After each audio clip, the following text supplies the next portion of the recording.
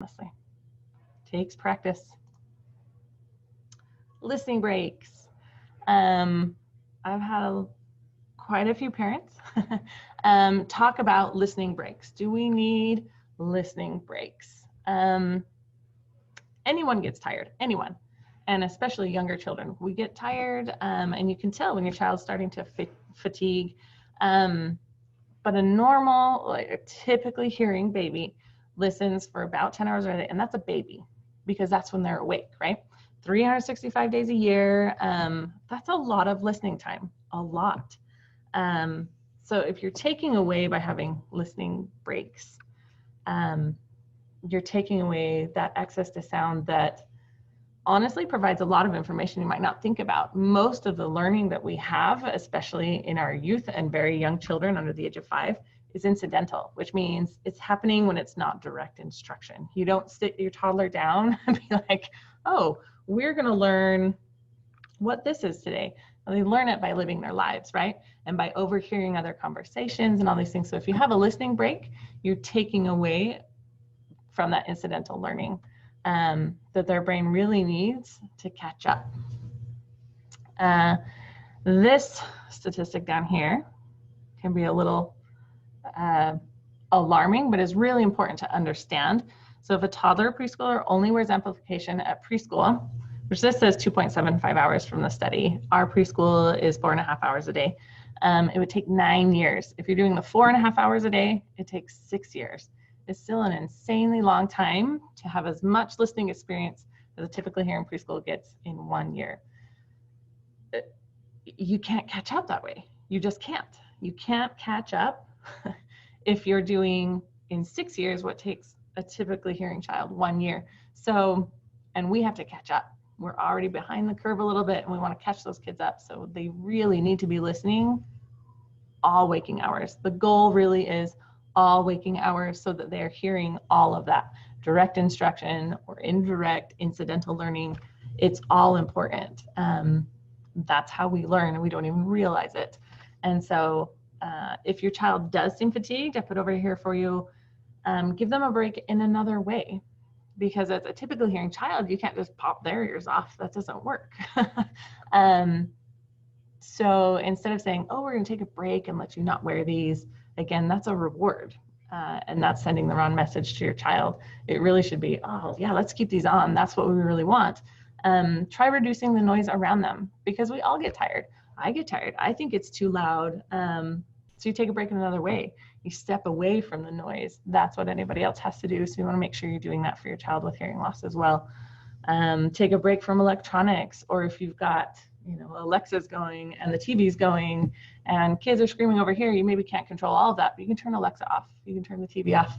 We have so many awesome electronics, which honestly can be so useful, but we got to remember to kind of turn those off.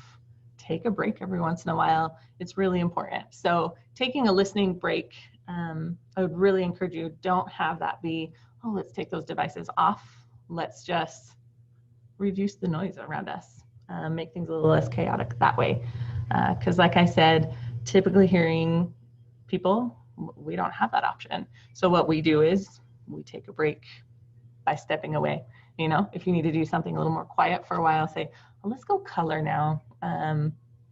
We've had enough screen time, all this, or whatever is making all that noise, or it's too noisy here. Well, let's go somewhere else. If they've had a long day, maybe reconsider, let's not go out to eat where it's noisy.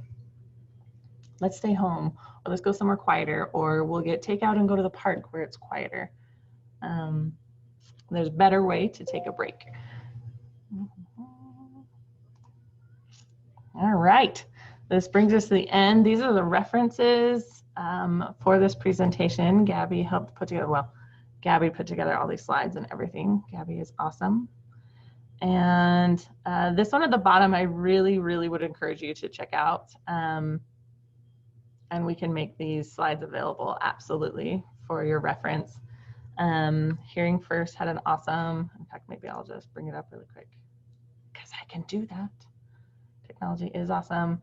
So there was a book that came out a couple years ago that was the goal is to have a child hear 30 million words that goal is now increased that they actually hear 40 million words. So we're constantly learning how many words a child hears in those early years. That's an insane number of words. 40 million words, and we want these children with hearing loss to reach that. So this was a really good article by Hearing First. If you've not been to hearingfirst.org, I really encourage you to go there.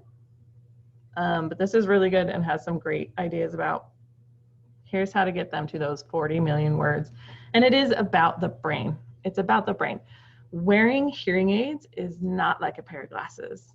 I hate that analogy. I've heard it used before, like, oh, you wear hearing aids like somebody wears glasses. It's not the same. You can put glasses on and you see great and you just go. Hearing is different. It's about the brain. Hearing technology gives access so the sound can get into the brain, but now the brain has to learn how to interpret that, how to create a new message for you to send out. Like I said, you can't say what you can't hear, not very well. I know that's not always. So we have to give the brain that access, and it's about giving that brain all of that listening time so it can develop and give you the spoken language that you're looking for. And that's what it says right here. So you can go through and read that one if you want. 40 million words, that's a lot. You're not going to get that if they're only wearing their technology a couple hours a day. Just at school is not enough. So let's give them that hearing time. That's what we have as far as our presentation. Like I said, we can make sure that these slides get out to parents for sure. And does anybody have questions? It's really quiet out there. I feel like I'm talking to myself a little bit. Let's go ahead and I'm going to go ahead and stop the video or recording. If everybody want to go ahead and